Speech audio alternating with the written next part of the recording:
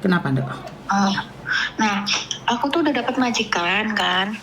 Dari awal aku nyari majikan itu, aku tanya ada uang jaminan nggak, ada potongan gaji lagi nggak. Mereka selalu nggak jawab. Mereka bilangnya udah nggak usah mikirin itu dulu. Yang penting kamu dapat majikan baru. Nah, aku 2 kali interview di situ, aku langsung dapat majikan, terus tanda tangan terus medical. Nah, aku sampai 4 kali Miss, 4 kali datang ke kantor itu nanyain potongan berapa, ada jaminan nggak pernah dijawab. Kemarin tanggal 17 November aku ke situ, baru dia ngomong, itu aku udah mau pulang, baru dia ngomong kalau ada jaminan 2.000, terus kena potongan 3.008 selama 4 bulan. Itu kan sama aja kayak non. Aku dulu non juga nggak segitu, Miss. Dia bilangnya Ejin nggak tahu menau, itu urusan kamu sama PT. Nah, kemarin aku bilang ke kantor kan, mau ngambil paspor.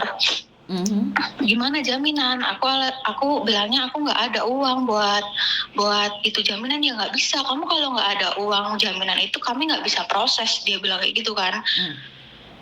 Terus aku bilang, lah terus kayak gimana? Aku nggak ada uang ya. Kamu pinjam sama temanmu loh. Teman lo sekarang kalau sama uang kan nggak teman. Aku bilang kayak gitu kan.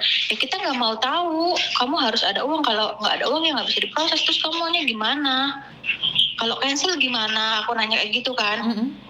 Kalau cancel ya kamu harus bayar ganti rugi karena kamu udah medical, berkas kamu udah naik ke imigrasi. Nah, padahal di awal mereka bilangnya kalau nggak ada uang jaminan 2.000 itu aku nggak diproses. Tapi aku suruh bayar ganti rugi 2.500. Sedangkan besok aku keluar dari majikan tanggal 4 aku pulang Indonesia nggak ada paspor.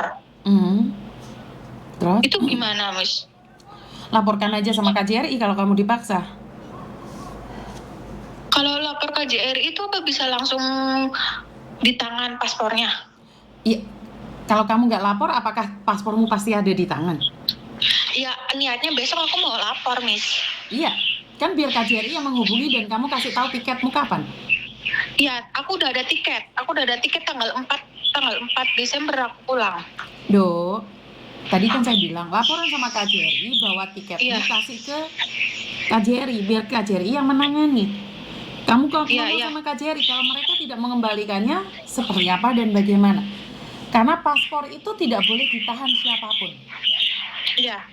Jadi kamu laporan. Itu paspor di agent itu udah 1 bulan lebih loh, Miss. Maka dari itu laporan sama KJRI. Cara satu-satunya adalah melaporkan agent tersebut pada KJRI. Nah, seperti yang Miss Yuni katakan, banyak sekali agent itu kalau kalian finish lah, kalau kalian seperti apa, mereka tuh manis di depan aja, tapi di belakang mereka itu pura-pura. Giliran ada sesuatu mereka akan mencekik kalian.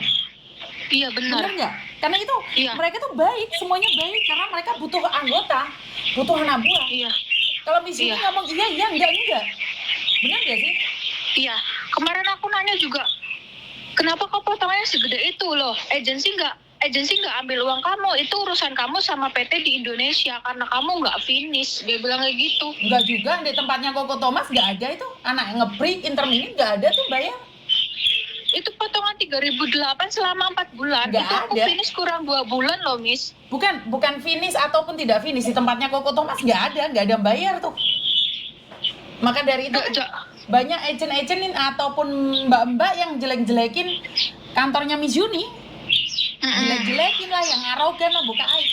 Karena mereka itu takut bersaing secara sehat. Kalau mereka bersaing secara sehat, mereka nggak berani. Iya. Bener nggak? Sekarang ya udah, cabut aja itu semuanya, laporan sama KJRI.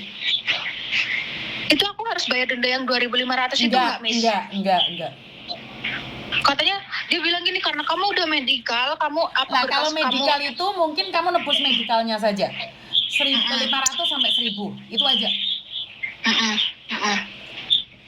Kamu bilang sama KJRI, saya mau nebus medicalnya saja, tapi saya minta surat medicalnya dikasihkan saya.